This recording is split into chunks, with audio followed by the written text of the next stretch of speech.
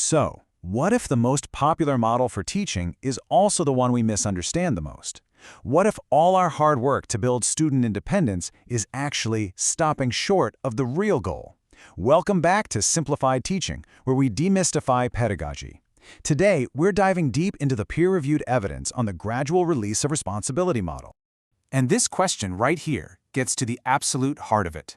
We all say we want independent students, right? But what does that really truly mean? Is it just that they can finish a worksheet by themselves? Or is it something way deeper, something that actually lasts? We're about to unpack the huge difference between just completing a task and achieving genuine, flexible learning that students can actually use in new situations. All right, to get started, we've got to be speaking the same language. For decades now, the go-to framework for this whole process has been the Gradual Release of Responsibility, or GRGR. You know it. It's this elegant, widely used model that's supposed to be our map for taking students from "I need help" to "I got this."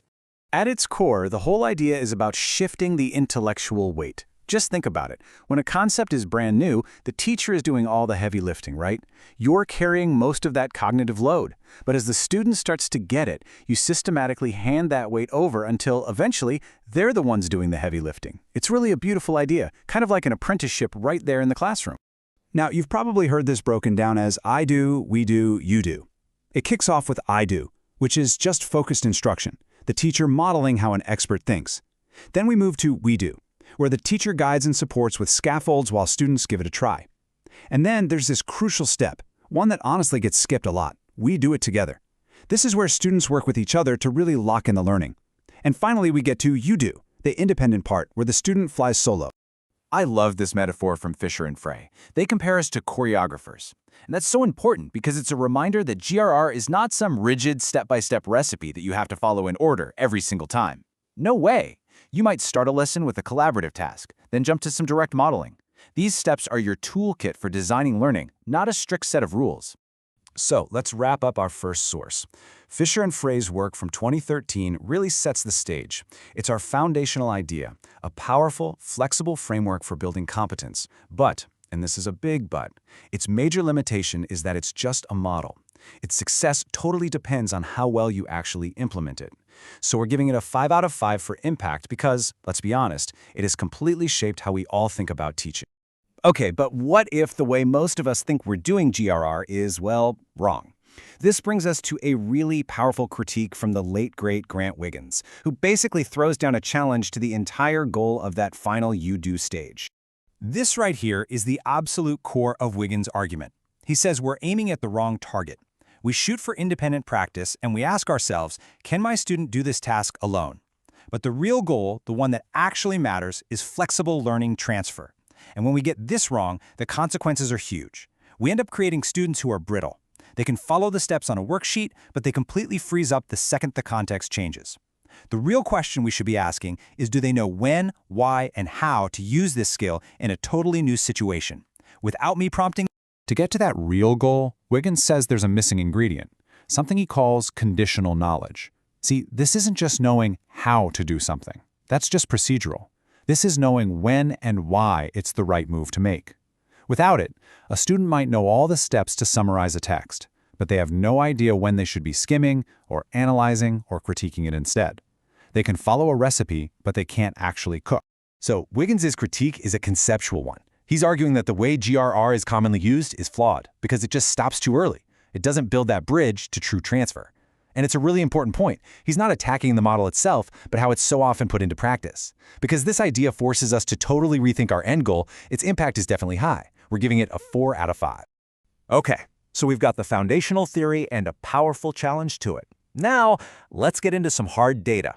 A very recent study from 2024 by Pilati and colleagues puts a key piece of the GRR puzzle, scaffolding, right under the microscope to see what it actually does.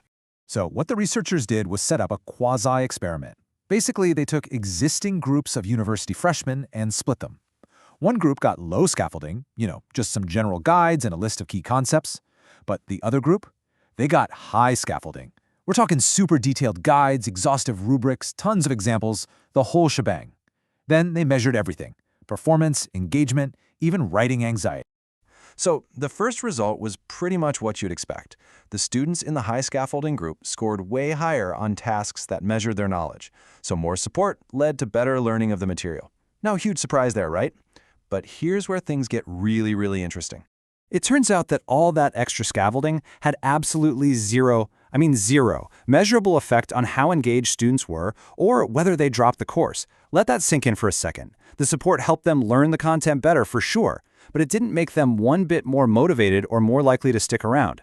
This suggests that the effects of scaffolding are incredibly specific.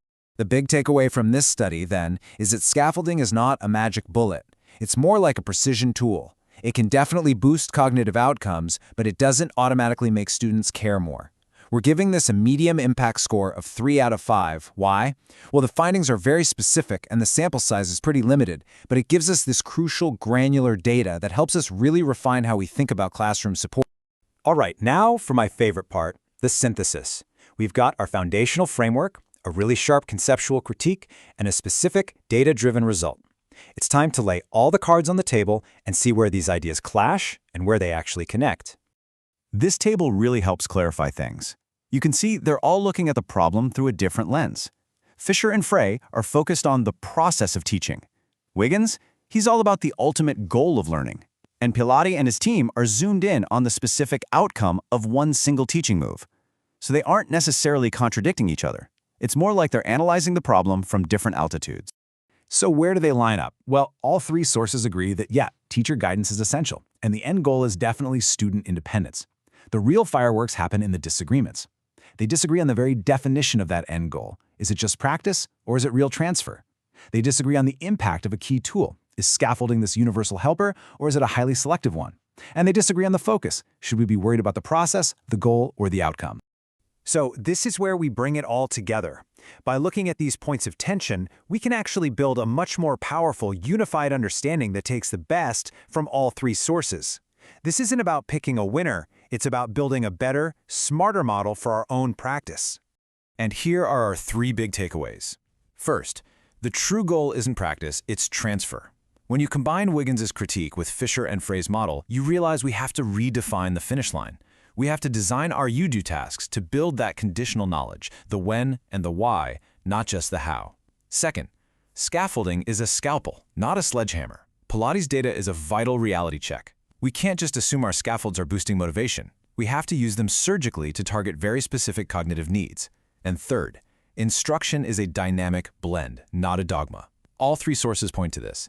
The best teaching is a constant dance, a choreography between direct instruction and guided inquiry, and we have to adjust that blend based on where our students are. Okay, that's the big picture. But theory is only useful if we can actually apply it. So what does all this mean for your classroom on Monday morning? Let's translate these ideas into 3 concrete things you can do this week. Here we go, your action points. Number 1, audit for transfer. I want you to pull one of your independent practice tasks from last week. Now, be honest, does it just ask kids to repeat a procedure you just taught them? Or does it give them a new problem where they first have to decide if and why this new skill is even the right tool for the job? 2, target your scaffolds. In your next lesson, pick one support you plan on using, a sentence starter, a graphic organizer, whatever, and label its exact purpose. Are you targeting knowledge, skill, or engagement? Get specific. And 3, plan your pivot. Look at your lesson plan and mark the exact spot where you plan to shift from you talking to them working. And right underneath that spot, list the non-negotiable, foundational things they absolutely must know before you make that move. So you see, the big takeaway here isn't to throw out the GRR model, not at all. It's about becoming a more intentional, more thoughtful choreographer of learning. It's about knowing exactly when to step forward with support, when to step back and let them figure it out, and most importantly, how to design a final performance that builds not just competence, but the wisdom to actually use that competence out in the real world. If you found this research breakdown helpful, do us a favor and hit that like button. And make sure you're subscribed to Simplified Teaching right now so you don't miss a thing. Our next analysis drops next week and you're not going to want to miss it.